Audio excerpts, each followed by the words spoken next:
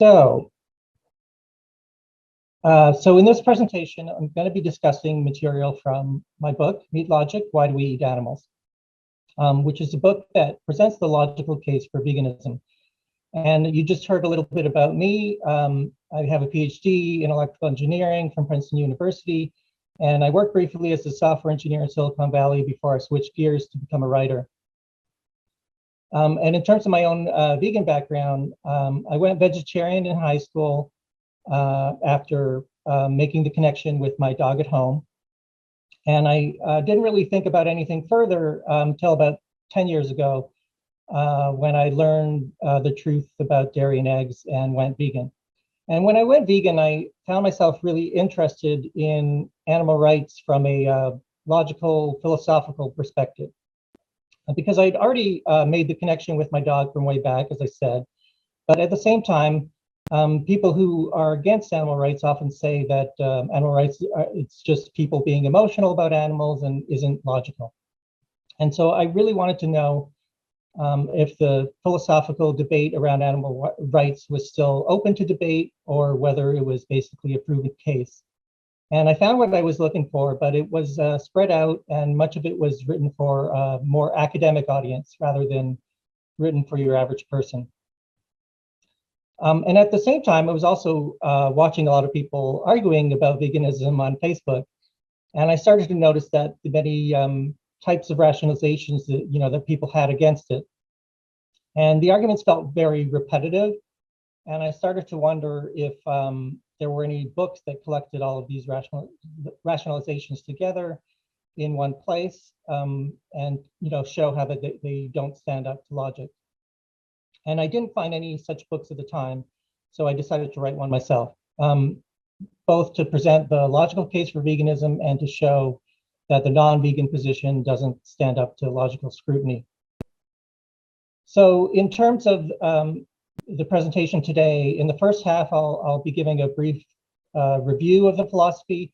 And then in the second half, I'll be discussing some of the rationalizations that people have for eating animals and showing how they don't stand up to logical scrutiny. So let's talk about philosophy and animal rights. So interestingly enough, a major stepping stone toward the modern philosophical basis for animal rights and veganism was the theory of evolution. Because thousands of years, both Greek philosophy and people's interpretation of the Bible, which are the two biggest influencers on Western society, they both said that man is separate from the animals and that animals exist to serve man. So for example, the Old Testament says that man has dominion over the fishes of the sea and over the fowl of the air and over every living thing that moveth upon the earth. Or for example, Aristotle says, since nature makes nothing purposeless or in vain, it is undeniably true that she has made all animals for the sake of man. So that was the prevailing notion for quite some time. But then Darwin's theory of evolution comes along and completely upends the notion that man is separate from the animals.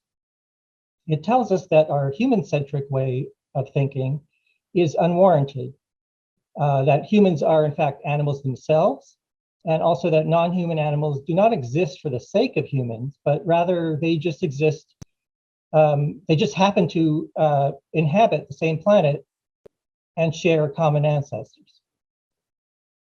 So the church tried, and many still try, to hold back the implications of evolution in order to keep their old Bible-centric ways for as long as possible. But also humans in general are still trying to hold back the implications of evolution in order to remain human-centric for as long as possible. So even most people who proudly accept evolution as scientific fact still try to hold back the full ramifications of this work as it relates to animal rights and veganism. So if evolution, plus its rational implications on morality, was a major stepping stone to modern animal rights and veganism. And at a bare minimum, it should force us to recognize that we have a deep-seated historical bias toward thinking that animals exist for the sake of man, and we should have the strength of character to continually force ourselves to question such thinking because it's completely unwarranted. So now that evolution has chipped away the basis for old ways of thinking, we can start to examine the moral issue anew. And with any such examination, the notion of sentience quickly arises. So sentience is the capacity to feel and have subjective experiences. Sentient beings are aware and can subjectively feel varying degrees of pain, pleasure, joy, happiness, desire, fear, loneliness, boredom, frustration, and so on. And sentience is relevant to morality because if a living being is not actually aware and cannot feel, then while we may respect the biological life of the being, if we act on it, we're not causing it pain or forcefully imposing our will over its will. A non-sentient being simply reacts to stimuli, but does not have a subjective awareness and will of its own, or its own feelings and desires. And so according to our current knowledge, all vertebrate animals are sentient, as well as some invertebrate ones. Now, the other term that comes up is moral status. When we say something has moral status, we mean that we should include it in our moral thinking for its own sake. In other words, it's not an it, after all, but rather someone and not a thing. So for example, if you say, don't kick a dog, only because you're worried that it will make humans cruel to other humans, you're not giving the dog moral status. But if you're including not kicking a dog for the sake of the dog, that's saying the dog has moral status. And here's where we can see how sentience starts to become relevant. Because if a being is sentient and can feel pain, that should already be reason enough for its own sake to not wish to cause that being unnecessary pain. So, do animals have moral status? Well, thankfully, most humans now believe that animals have moral status, although we'll see that they often act in ways as if they don't. But with that as our background, the question then becomes, how does the moral status of animals measure up with that of humans? And there have been three answers. So the first answer of how to compare the moral status of humans and other animals is to give them equal consideration. And in his book, Animal Liberation, Peter Singer popularized the idea of speciesism, which is a prejudice and discrimination based on species membership. So the idea is that speciesism is another unjust discrimination like racism, sexism, and so on. Now, a lot of people get confused by that because they think that what is being said is that animals are equal to humans in every way. But that's not what's being said. So even in the case of human-to-human prejudices, humans are all different from each other. And those differences can even lead to talk of different rights. For example, we can talk about accessibility rights for people who have disabilities. So when we talk about equality and not discriminating, we aren't always talking about exactly equal treatment, but rather what we're really talking about is equal consideration of interests. In other words, we should consider the interests of others equally, regardless of race, sex, physical ability, and so on. And we shouldn't discriminate by discounting interest based on these factors. And if that's a valid moral guiding principle, then there's no reason not to extend that principle to species membership as well. So speciesism, which is discrimination based on species membership, should be condemned just as we would condemn racism and sexism and so on. That doesn't mean that animals are equal to humans in every way, but it just means that we should equally consider the interests of other species and not discount their interests simply because they're not human. So opponents of equal consideration, they argue instead that humans should receive greater consideration due to their higher cognitive ability. And so the idea is that there should be some kind of sliding scale based on where the animal stands on the so-called evolutionary scale, like with most weight to humans at the top, then chimpanzees next, other mammals, and birds, and so on down the line. So while I guess it shouldn't be a surprise that a human would try to make this argument that just happens to be for their own benefit, if you think about it further, it's really just a way to reach the conclusion that the human always wins out over the animal. And it doesn't stand up to logical scrutiny in a number of ways. So the first problem is that it's arguing for what would be seen as blatant discrimination if applied within humans. So some humans obviously have higher cognitive ability than others. So should we weight humans accordingly? And we'd all clearly condemn such a weighting. So why are we applying a weighting outside of humans that we would never apply within humans? And if you think about it, sentience is more obviously relevant. I mean, knowing that slitting your throat will harm you as a conscious feeling individual should be enough of a reason for me to not want to do that to you. I shouldn't need to administer an IQ test first. Also, whatever higher cognitive ability trait that you come up with to try to distinguish between humans and other animals, not all humans have it either. So some humans are severely mentally impaired. And so then the question is, can we also treat those humans as we treat non-human animals? Why one and not the other?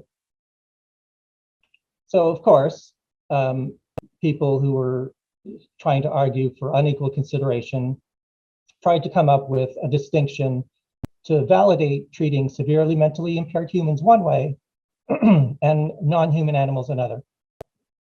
And so one argument they put forward is that severely mentally impaired persons may not have the higher intellectual ability themselves, but they still belong to the species who have the higher intellectual ability.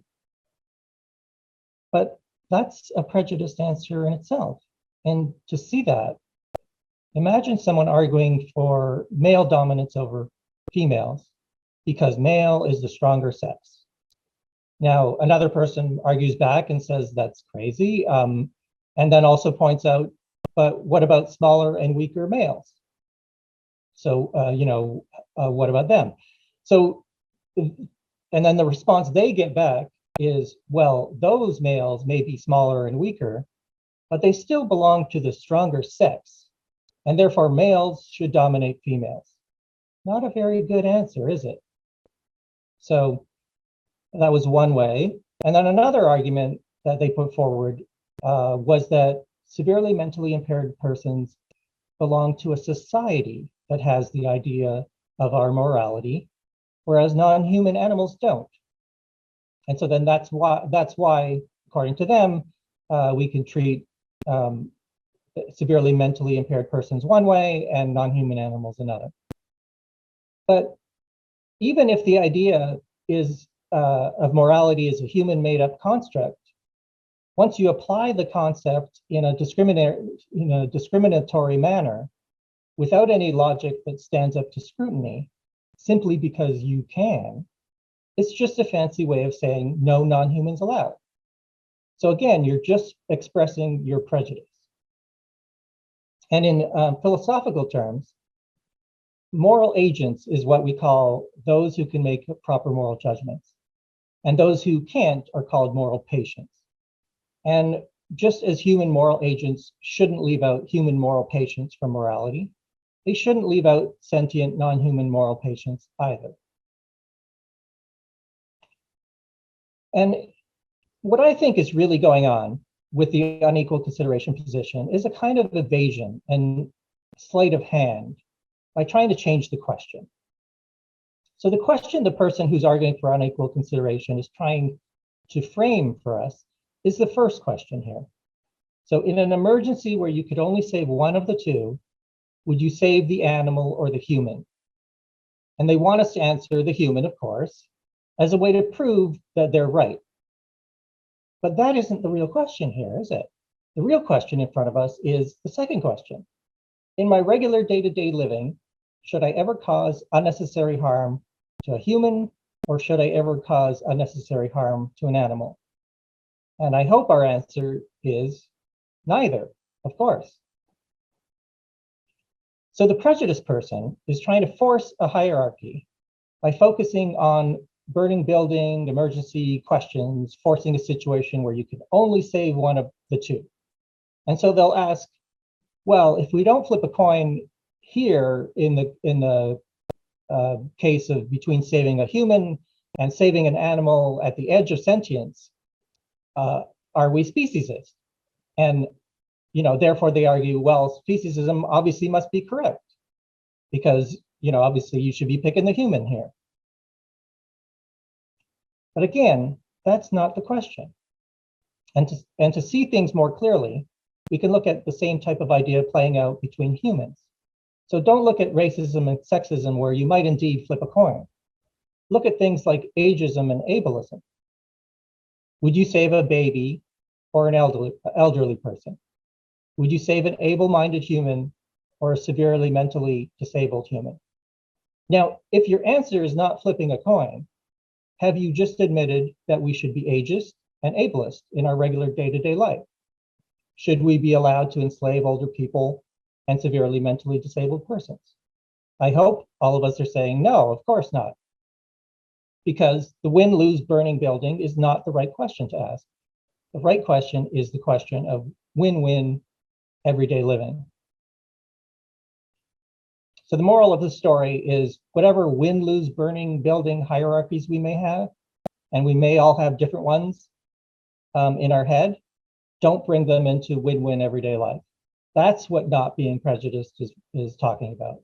So don't be ableist and don't be ageist is talking about win-win everyday life. And the same thing should apply for speciesism.